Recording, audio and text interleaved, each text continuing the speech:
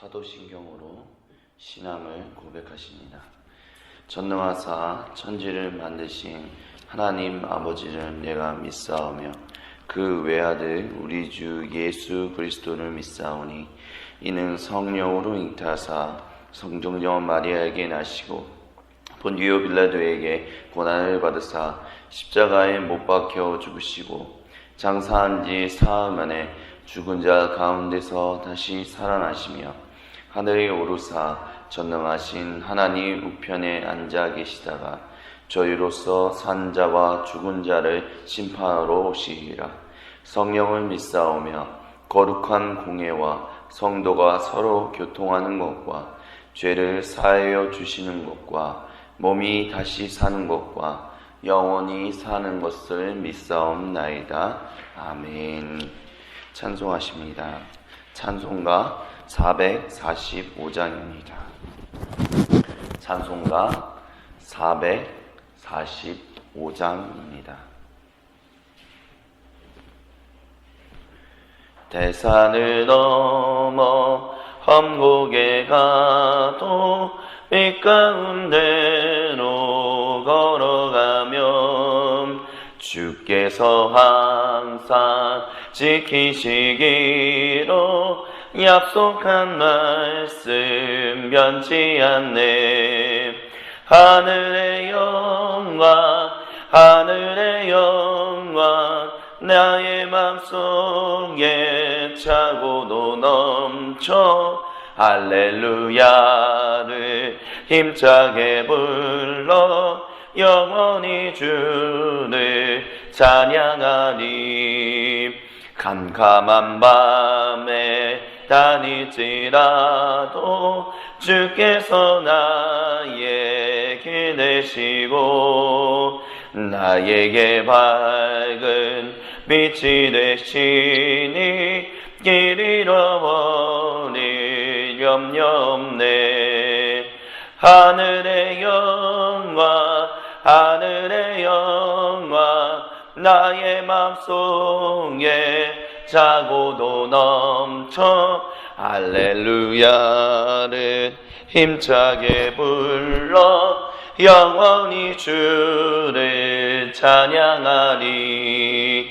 광명한 금빛 마음에 받아 찬란한 천국 바라보고 할렐루야를 힘차게 불러 날마다 빛에 걸어가리.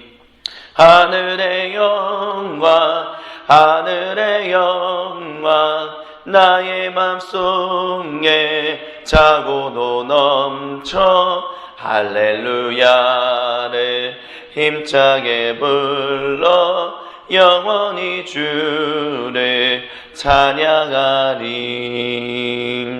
아멘. 다같이 합심으로 기도하십니다. 나라와 민족을 위해서 그리고 주님의 몸된 교회 공동체들을 위해서 우리 통성으로 함께 기도하십니다.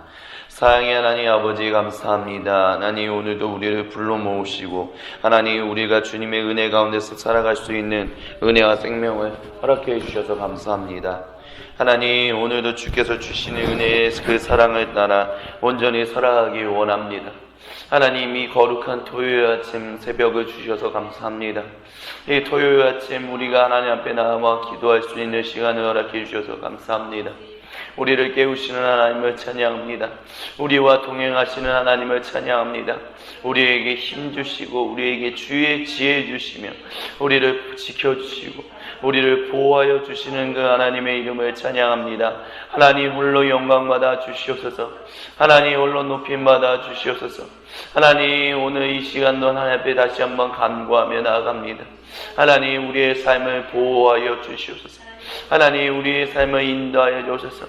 하나님 우리의 지혜와 우리가 가진 능력으로 살아가고자 하지만 잘 살아가기 원하고 하나님과 더욱더 온전하고 성숙하게 살아가기 원하지만 하나님 하지만 우리의 연약함이 너무나도 많아 우리가 정말 연약하여 하나님의 도우심 없이는 하나님의 지혜 없이는 없이는 하나님 살아갈 수 없으니 하나님 이렇게 하나님 우리의 마음을 내려놓고 하나님 앞에 기도하며 나아갑니다.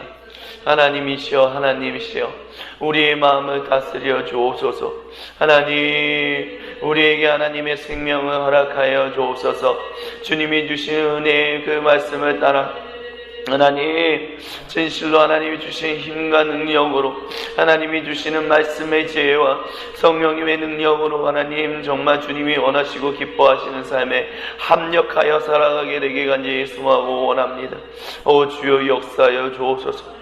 주여 하나님 또한 주님이 주신 은혜를 따라 하나님 이 나라 이 민족을 위하여 기도하며 나아갑니다.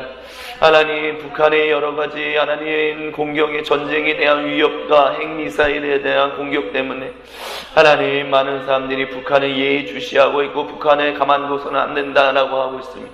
그 일로 인하여 하나님 이 땅 가운데서는 하루도 평화가 하나님 넘쳐나지 못하고 있습니다.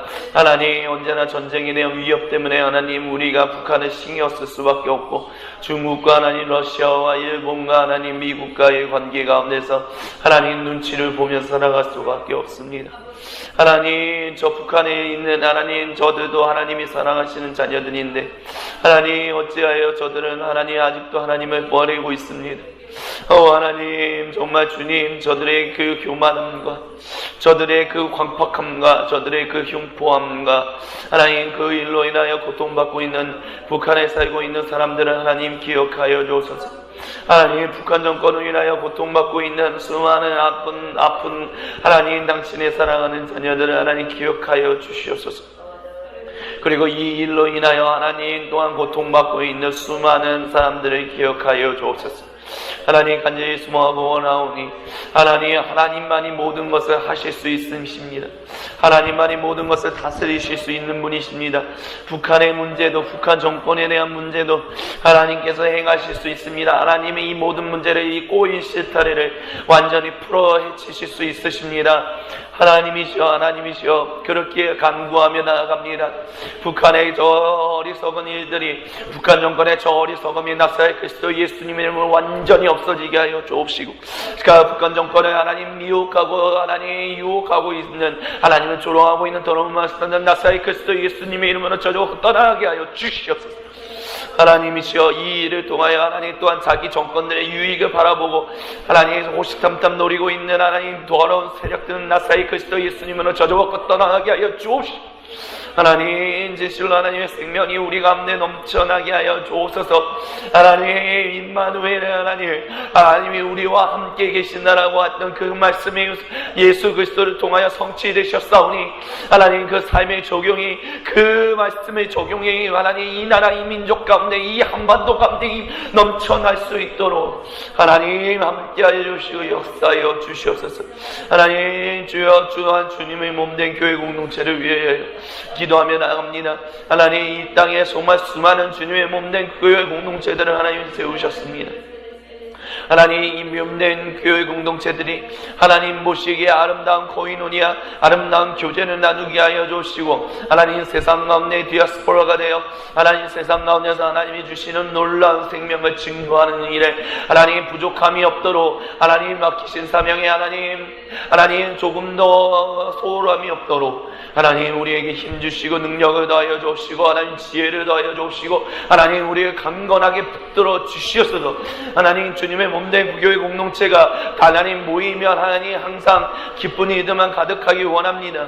하나님 우리에게 기쁨이 배가 되는 일들이 넘쳐날 수 있도록 하나님 함께 해주시고 하나님 연약한 사람들이 모인 공동체이기 때문에 하나님 슬픈 일이 일어날 수 있고 아픈 일이 일어날 수 있고 서로가 서로를 시기하고 질투하고 미워하는 일들이 일어날 수 있는데 하나님 그런 일들 가운데 하나님 주님께서 찾아와 주셔서 그 모든 슬픔과 미움과 하나님 아픔들은 하나님 반으로 하나님 줄어드는 일들이 매일매일 우리의 삶 가운데 넘쳐나게 하여 주옵소서. 그리하여 하나님 우리가 모일 때마다 주님 안에서 한 몸 되었다라는 것이 단순히 입술의 고백이 되지 않게 하여 주시고 우리의 마음의 중심으로부터 나와 참되게 동의하는 고백이 될 수 있도록 하나님 우리에게 힘주시고 능력을 더하여 주시옵소서. 오 아버지여 우리와 함께 하여 주옵소서. 우리의 기도를 들으시는 하나님을 찬양하며 우리 주 그리스도 예수님의 이름으로 감사드리며 간절히 기도드립니다. 아멘.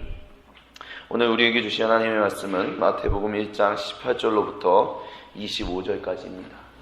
제가지성경 신약성경 1페이지에 있습니다.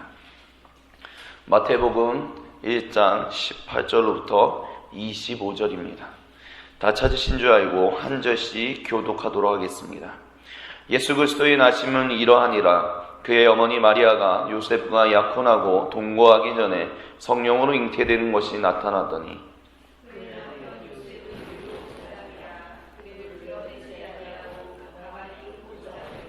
이 일을 생각할 때 주의 사자가 현명하여 이르되 다윗의 자손 요셉아 내 아내 마리아 데려오기를 무서워하지 말라. 그에게 잉태된 자는 성령으로 된 것이라.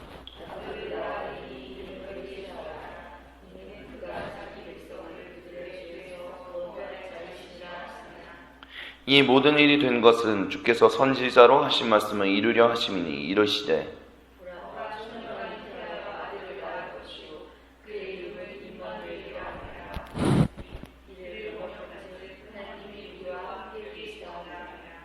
요셉이 잠에서 깨어 일어나 주의 사자의 분부대로 행하여 그의 아내를 데려왔으나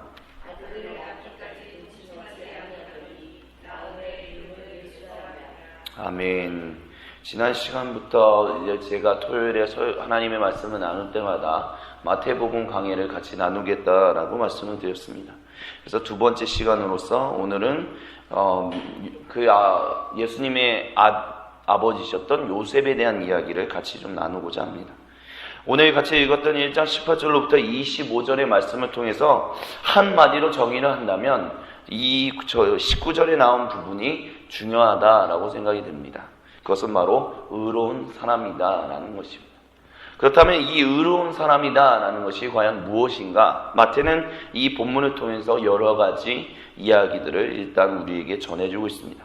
첫 번째, 요셉이 의로운 사람이다 라는 것은 진실로 다른 사람을 사랑한다 라는 것입니다. 그리고 그의 사랑은 그 당시의 율법보다 먼저 앞서고 있는 것처럼 나오고 있습니다. 18절에 보면 예수 그리스도의 나심은 이러하니라 라고 얘기하면서 마태가 그의 어머니 마리아가 요셉과 약혼하고 동거하기 전에 성령으로 잉태되는 것이 나타났다라고 이야기를 하고 있습니다. 근데 어떤 분들은 이런 얘기를 하시더라고요. 요셉과 약혼하고 동거하기 전에, 그러면 결혼하기 전이라는 얘기인가? 그러니까 결혼하기 전에라고 왜 얘기하지 않고 약혼하고 동거하기 이전에라는 표현을 썼을까? 즉 결혼 전에 있는 단계로의 어떤 그런 모습을 썼을까? 이거 혹시 좀 이상한 거 아닌가? 라고 생각하는 분들이 계십니다. 근데 그 뒤에 저들을 보면 뭐라고 얘기하냐면 이렇게 얘기를 합니다. 이 일을 생각할 때 내 아내를 이제 주의 사자가 현몽하여 이르되 다윗의 자손 요셉아 내 아내 마리아 데려오기를 무서워하지 말라. 그에게 잉태된 자는 성령으로 된 것이다 라고 얘기를 하면서 쭉 얘기를 하는데요.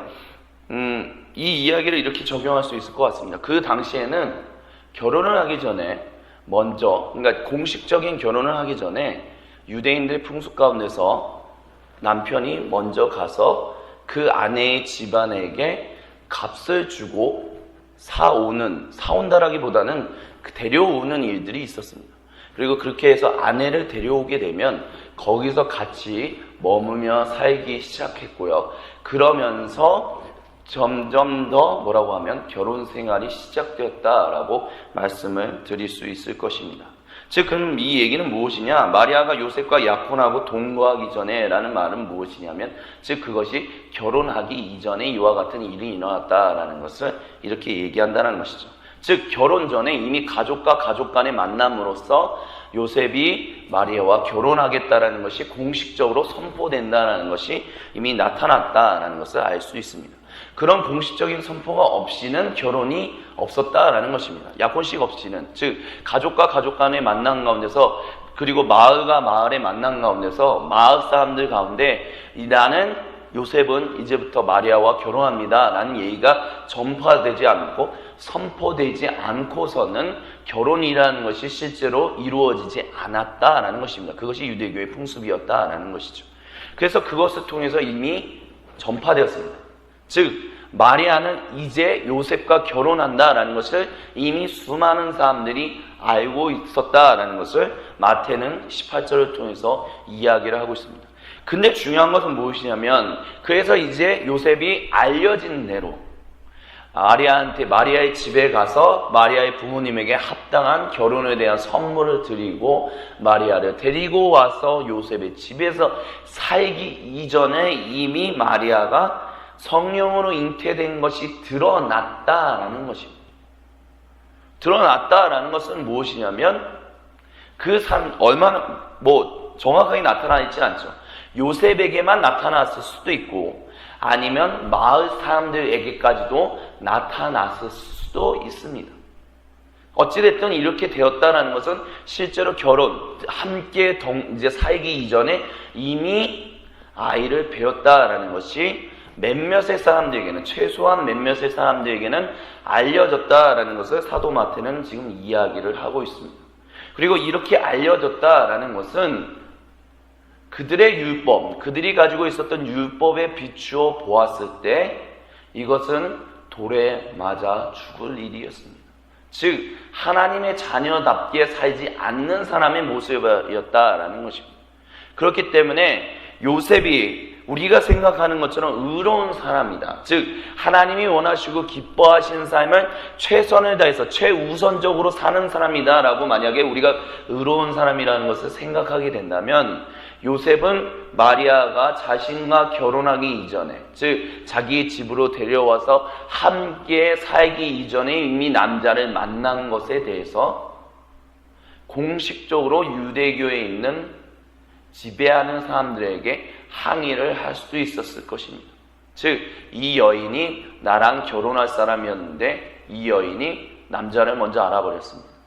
하나님 앞에서 죄를 저질렀습니다. 하나님, 그렇기 때문에 이 여인은 법으로 모세가 전해줬던 율법대로 처단해 주십시오라고도 얘기할 수 있을 수도 있다라는 것입니다. 근데 요셉은 그것에 대해서 그렇게 행하지 않았습니다. 그를 드러내지 않고 가만히 끊고자 하여, 즉 인연을 끊고자 하여 라는 이야기를 하면서 그녀를 사랑하는 마음에서, 즉 마리아를 사랑하는 마음에서 그녀와의 관계를 그냥 조용히 묻어두려고 했었다라는 것을 지금 사도 마태는 이야기하고 있다라는 것입니다. 이것이 왜 그렇게 중요한가? 특별히 1세기 유대인들에게 있어서 하나님의 말씀을 지킨다라는 것은 단순히 바리새인들만에게 있어서 중요한 것이 아니라 모든 유대인들에게 있어서 가장 중요한 것이었습니다. 즉 유대인이 유대인답게, 하나님의 자녀가 하나님의 자녀답게 나타나는 것이 어떻게 알 수 있느냐, 어떻게 공식적으로 인정될 수 있고 인증될 수 있느냐라고 많은 사람들이 질문했을 때, 그 당시에 1세기 유대인들은 하나님이 모세를 통해서 주셨던 그 율법을 진실로 제대로 지키고 있을 때 그 사람이 하나님의 자녀다. 그렇지 않은 사람들은 유대인도 아니고 하나님의 자녀도 아니다, 그래서 내쳐야 한다라고 얘기했던 사람들이 바로 유대인들이었습니다. 요셉은 바리새인은 아니었다 할지라도 어느 정도 그와 같이 하나님의 자녀로서 나는 하나님의 자녀답게 사는 것에 가장 자기의 인생의 중요점을 두고 살았던 사람이었습니다. 그렇기 때문에 자기가 사랑하는 아내가 갑자기 자기와 만나기도 전에 다른 남자와 만나서 사랑을 한 것처럼 아이를 임신했다는 것은 자기의 입장에서 봤을 때, 그리고 하나님의 자녀라는 유대인의 입장에서 봤었을 때 절대로 일어나서는 안 되는 일이었습니다. 근데 그와 같은 일들에 대해서, 그와 같이 일어나서는 안 되는 일들에 대해서, 그러면 그것을 하나님 앞에서 제대로 심판받게 해야 한다. 그래서 하나님의 질서가 우리 유대인들 가운데서 온전히 자리 잡히게 해야 한다 라는 생각으로서 요셉은 행동하지 아니하고 대신 마리아를, 관계를 조용히 끊어서 마리아가 살 수 있는, 어떤 식으로든 마리아가 살아갈 수 있는 어떤 최소한의 어떤 바운더리를 만들어주고 있다는 것을 오늘 사도 마태는 이 구절을 통해서 우리에게 이야기해주고 있다는 것입니다. 이것을 우리의 삶에 적용한다면 어떻게 할까요? 혹시 우리의 삶 가운데 하나님의 말씀은 이것입니다, 저것입니다, 그것입니다 라고 생각하는 것들 때문에 혹시 우리는 다른 사람들에게, 우리가 다른 사람을 비추어 다른 사람을 보았을 때 저 사람이 하나님 말씀대로 제대로 살지 않아, 하나님 말씀대로 이렇게 살지도 않고 저렇게 살지도 않고 그렇게 살지도 않아, 그렇기 때문에 혹시 저 사람을 저 말씀대로 살지 않는 것을 내가 고쳐줘야지, 내가 잘못됐다라고 얘기해야지, 내가 드러내놓고 저 사람이 잘못됐다라고 얘기해야지, 아니면 저 사람에게 직접적으로 찾아가서 잘못됐다라고 얘기해줘야지, 혹시 그와 같은 마음을 품고 살아가고 계시지는 않습니까? 네, 오늘 이 말씀을 통해서 우리의 삶 가운데 적용할 수 있는 것은, 때로는 그렇다 할지라도, 때로는 어떤 사람이 하나님이 우리에게 주신 말씀대로 살고 있지 못한다 할지라도, 그래서 그것이 공동체에게 때로는 아픔을 주는 일들이 혹 일어나고 있을지라도 우리의 마음 가운데 먼저 선행돼야 하는 것은 하나님의 말씀으로 누군가를 먼저 판단하고 그 사람에게 하나님의 말씀은 전해주고, 그래서 그 사람이 하나님 앞에로 돌아오라라고 얘기하기 이전에 그 사람의 그것을 먼저 덮어줄 수 있고 사랑으로 감싸 안아줄 수 있는 사람이 되어야 한다라고 우리가 이 말씀을 통해서 적용할 수 있을 것이다 라고 저는 그렇게 믿음을 고백합니다. 지금 무슨 얘기냐? 너무 지적질, 너무 많은 사람들이 선생되기 이전에 그 사람을 사랑으로서 안아줄 수 있고 감싸줄 수 있고 그 사람과 함께 할 수 있는 그와 같은 사랑을 가진 사람들이 되어야 한다. 그런 사람들을 가리켜서 하나님은 의로운 사람이다 라고 이야기하신다라는 것을 오늘 우리에게 얘기하고 계시다라는 것입니다. 그렇기 때문에 우리가 진실로 하나님 앞에서 의로운 사람이 되어야 한다면, 되기 위해서는 우리 안에 항상 놓치지 말아야 할 것 한 가지가 있으니 바로 그것이 사랑한다라는 것, 사랑하는 것. 그것을 우리가 잊지 않고 항상 우리의 삶 가운데서 사랑으로 다른 이들의 그런 것들을 감싸 안아줄 수 있는 우리 모두가 될 수 있기를 나사의 그리스도 예수님의 이름으로 간절히 축원드립니다.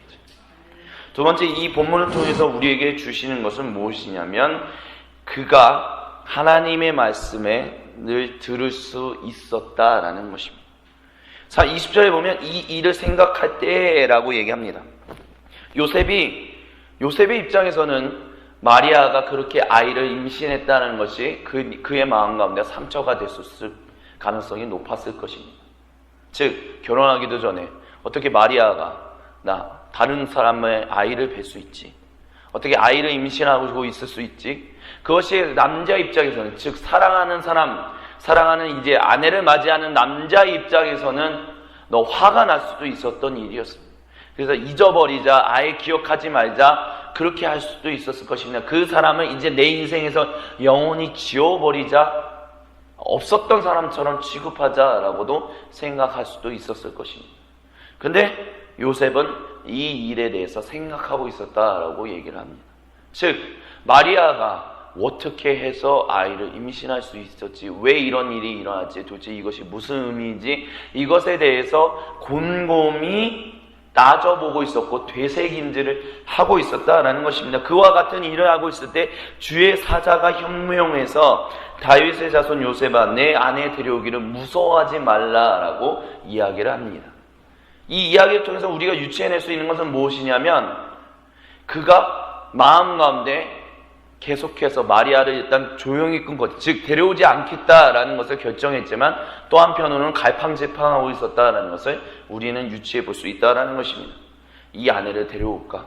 그래도 내가 사랑했던 사람인데 내가 데려와서 같이 살까? 어떻게 해야 할까? 이런 고민들을 하고 있었는데 주의 사자가 나타나서 무서워하지 말라. 그에게 잉태된 자는 성령 하나님의 영으로 된 것이니 그녀가 아들을 낳으리니 너는 이름을 예수라 하라. 즉 그가 자기 백성을 그들의 죄에서 구원할 자이심이라 하니라 라고 얘기했습니다.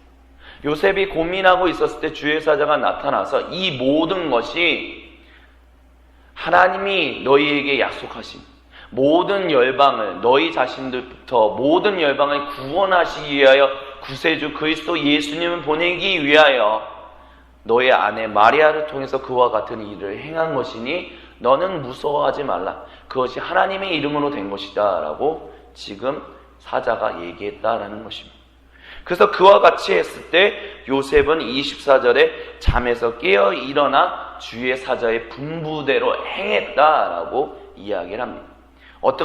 어떤 만에서 망설임도 없었다. 어떤 일에서 그거에 대해서 왜 그런 일이 일어나지? 왜 그와 같은 일이 나한테, 나의 아들을 통해서 왜 이와 같은 일이 일어나야지? 이런 추가적인 어떤 질문들이나 추가적인 고민들을 요셉은 하지 않았다라고 마태는 얘기하고 있습니다.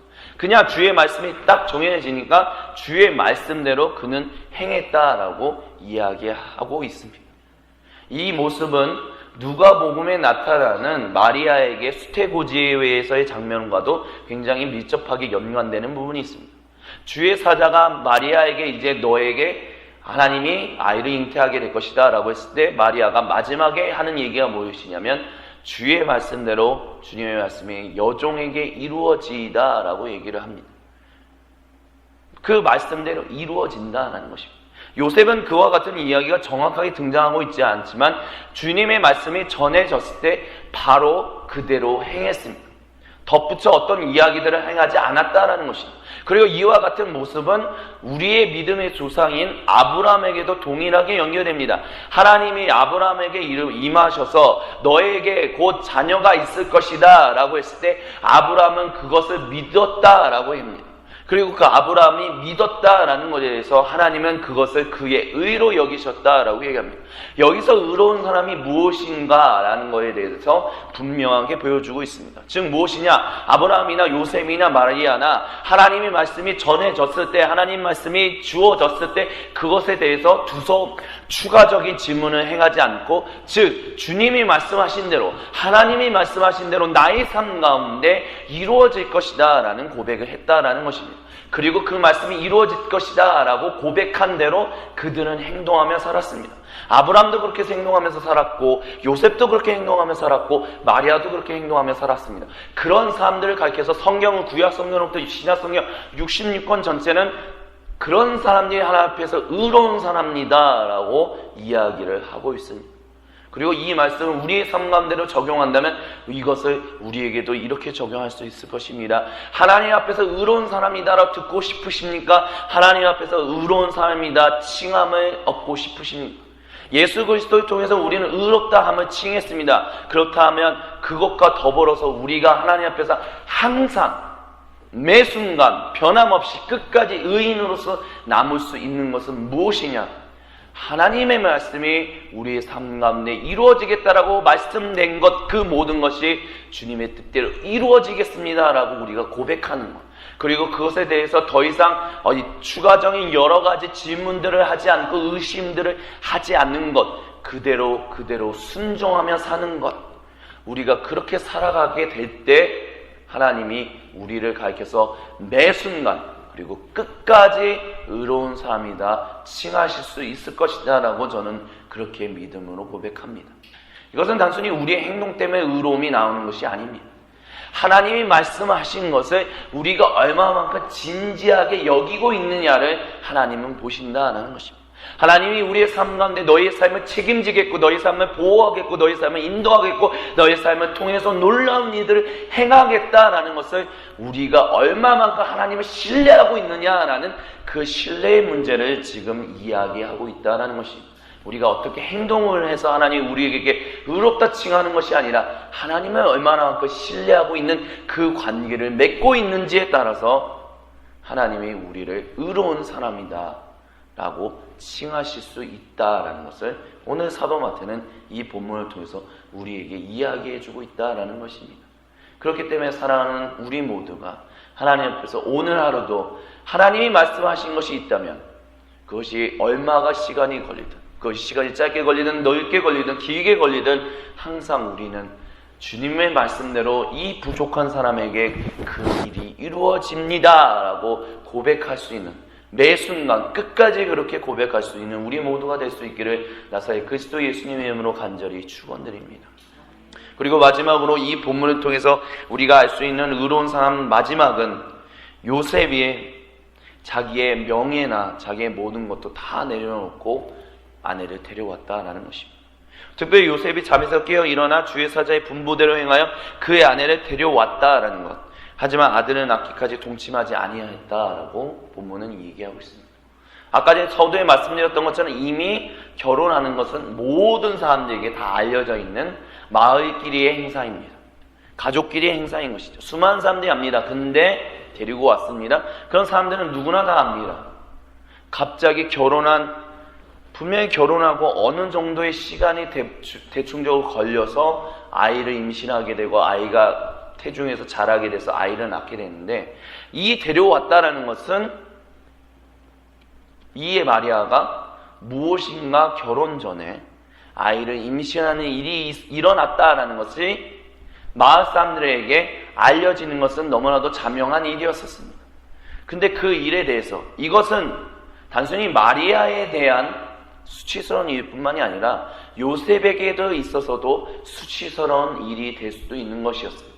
요셉의 가족에게, 요셉 그 자신의 명예에 해가 될 수 있는 일이었습니다. 특별히 1세기 유대인들에게 있어서 명예라는 것은 굉장히 중요한 일이었습니다. 21세기도 마찬가지입니다. 그래서 명예를 더럽히는 일이 일어나면 가족의 아버지가, 구성원이 그 명예를 더럽힌 사람을 죽이는 명예살인이 아직도 중동 지방에서는 일어나고 있습니다. 그것이 그 당시에 보편적인 관습이었고 문화였다라는 것입니다. 그만큼 명예라는 것이 굉장히 중요했던 시대를 살았던 사람이, 그 요셉이 아내를 데려왔다라는 것입니다.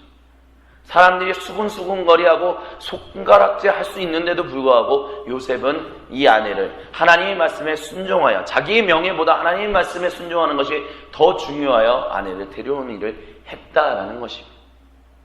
그리고 그 일대로 순종했다라는 것입니다. 이 말씀을 우리의 삶 가운데 적용한다면 어떻게 적용할 수 있을까요? 하나님의 말씀이 우리의 삶 가운데 적용했을 때 그 말씀이 우리의 명예를, 우리의 어떤 삶을 뭔가 우리의 삶을 수치스럽게 여기는 일을 만든다면, 우리는 그런 일이 일어난다 할지라도 하나님의 말씀에 순종하실 수 있으시겠습니까? 아니면 하나님의 말씀에 불순종하실 수 있겠습니까? 하나님의 말씀에 순종한다라는 것은 때로는 세상 사람들에게 손가락질을 받는 일이 일어나기도 합니다. 그것이 윤리적으로 하나님의 말씀이 이루어지는 일들이 세상 사람들이 생각하는 윤리로 봤을 때 손깍지를 하는 그런 일이 일어날 수도 있다는 것입니다. 하지만 하나님은 세상 사람들이 생각하는 그 윤리를 뛰어넘는 일들을 때로는 그리스도인들을 통해서 행하시는 일들이 있습니다. 그와 같은 일들이 있을 때, 우리가 그와 같은 일에 순종할 때 많은 사람들이 그것에 대해서 뭐라고 하는 일들도 있을 수 있다는 것입니다. 교회 다니는 사람이 왜 저래? 근데 우리가 하나님 말씀이 그것이다면, 그것이 때로는 내게 수치스러운 일이 된다 할지라도 나는 그 말씀에 순종하면서 살아가겠습니다. 그 말씀을 내가 가장 중요한 것으로 여기면서 살아가겠습니다.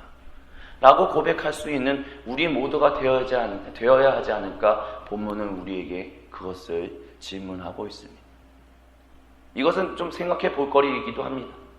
하지만 하나님이 우리에게 주신 마지막 말씀을 통해서 우리의 삶 가운데 적용하기에 소망하는 것은 우리의 명예와 우리의 자존심을 꺾는 일들이 하나님이 말씀하신다 할지라도 우리의 자존심을 때로는 내려놓는 일들이 우리의 삶 가운데서 일어날 수 있게 되기 원합니다. 하나님이 더 중요하지 나의 자존심이 뭐 그렇게 중요한가? 우리가 하나님 말씀에 순종한다면 나의 자존심을 꺾는 일을 때로는 하나님 말씀에 순종하여 한다라면 하나님이 우리의 자존심을 세우시는 일들을 행하실 것입니다. 우리가 우리의 자존심을 계속해서 지켜나가지 않는다 할지라도 하나님은 우리의 자존심을 하나님께서 지켜주실 것입니다. 우리의 자존감을 하나님께서 지켜주실 것입니다. 그렇기 때문에 우리가 항상 매 순간 해야 할 일은 순종, 그리고 또 순종일 것입니다. 우리 같이 기도하시겠습니다. 사랑의 하나님 아버지 감사합니다. 오늘 본문을 통해서 의로운 사람이 무엇인지에 대해서 우리가 말씀을 나누었습니다. 하나님, 이 말씀을 통해서 주어진 세 가지 교훈을 우리의 마음 가운데 심어 하나님 오늘도 우리가 주님의 뜻 가운데서 살아갈 수 있게 되길 원합니다. 하나님 말씀하신 것에 순종하게 하여 주시고 그것에 끝까지 순종할 수 있는 이들이 우리가 삶 가운데서 넘쳐나게 하여 주시옵소서. 하나님, 진실로 하나님 앞에서 의로운 사람으로서 살아갈 수 있기를 소망하오니 주여 우리를 붙들어 주옵시고 우리와 함께하여 주시옵소서.